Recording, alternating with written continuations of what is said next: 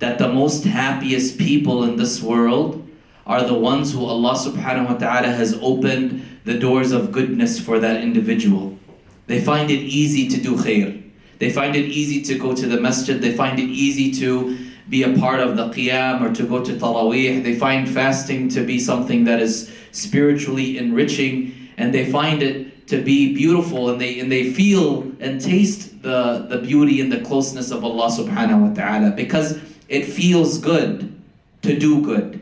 It feels good when you help somebody out. It feels good when the organization comes and says sponsor an orphan, and then you get the package in the mail and you're like, wow, subhanAllah, my $75 fed this orphan for an entire month. It feels good when you do something that brings you closer to Allah subhanahu wa ta'ala, because those individuals know that happiness doesn't lie with the materialistic objects around them. That happiness lies with being close to Allah subhanahu wa ta'ala. Like the famous poet, he said, بحثت عن سر السعادة جاهدا فوجدت هذا السر في تقواك. Ya Allah, I strived and I struggled. I just wanted to be happy. And I looked everywhere for this happiness, and I couldn't find it. And I only found it when I was close to you. When my forehead was on the ground, when my palms were raised to you, when my heart was sincere for you, when my eyes shed tears for you, when I allowed my ears to listen to your words, that's where I felt sincere. That's where I felt truly happy. When I was close to you, Ya Allah. So when you taste that happiness, it encourages you to do more and to be closer and closer to Allah subhanahu wa ta'ala. And he said, وَأَشْقَى النَّاسِ, and the most miserable people in the dunya, مَنْ عَرَفَ الْخَيْرِ فَتَرَكَهُ. They know what goodness looks like, but they left it alone. وَعَرَفَ الْبِرِّ فَأَعْرَضَ عَنْهُ. And they know what righteous deeds look like and what it means to be righteous, but they turned away from it. And those people are so depressed on the inside because they truly want to do better and they want to be better, but they just don't make that move and they feel stuck. They feel like there's no way out. So what happens? They get lost in this world. And they try to find that happiness that their heart yearns for, and they're finding it and looking for it and searching for it in all the wrong places.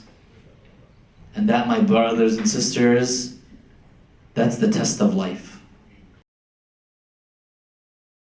Because Allah subhanahu wa ta'ala gives us Ramadan, not because Allah needs anything from us, hasha. Allah needs absolutely nothing from us. So don't you think for a split second that Allah needs your salah or needs your siyam. Allah gives it to us because He loves us so much, and He says nothing can heal you except this. Nothing can cure you and fix you except this. Nothing can give you success in this world and in the next except this. And Allah is so merciful to us and so generous to us and so kind to us that He gives us Ramadan as this huge plot of land for us to plant all of these seeds and to water all these seeds and to bear the fruit, inshallah, in this life and in the next. Your Jannah in this world is the last third of the night. If you want to feel Jannah, if you want to taste Jannah, stand up in the last third of the night and pray to Allah subhanahu wa ta'ala.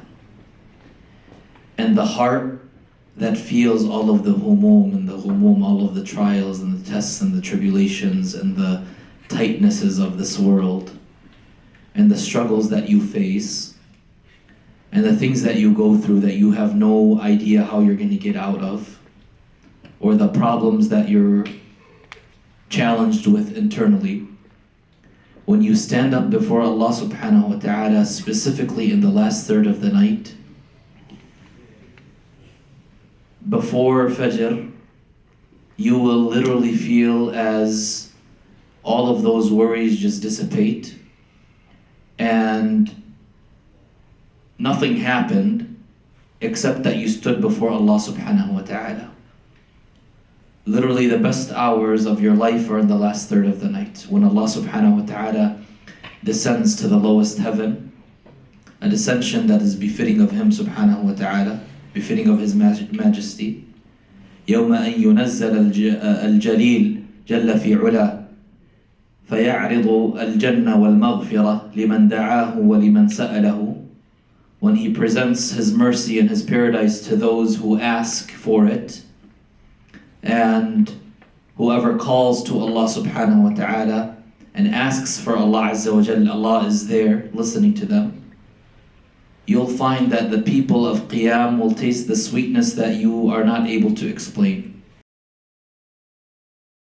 Mark my word, you will never ever regret praying Qiyam.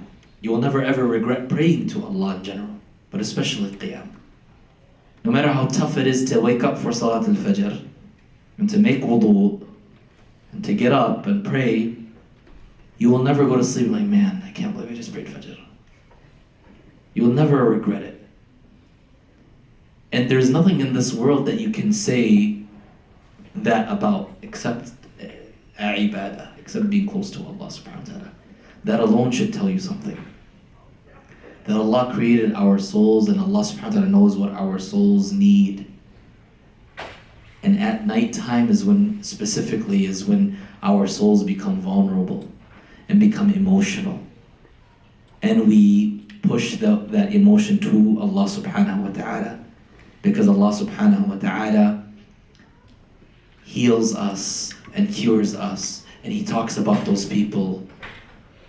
And He says, أعوذ بالله من الشيطان الرجيم كانوا قليلا من الليل ما يهجعون وبالأسحار هم يستغفرون.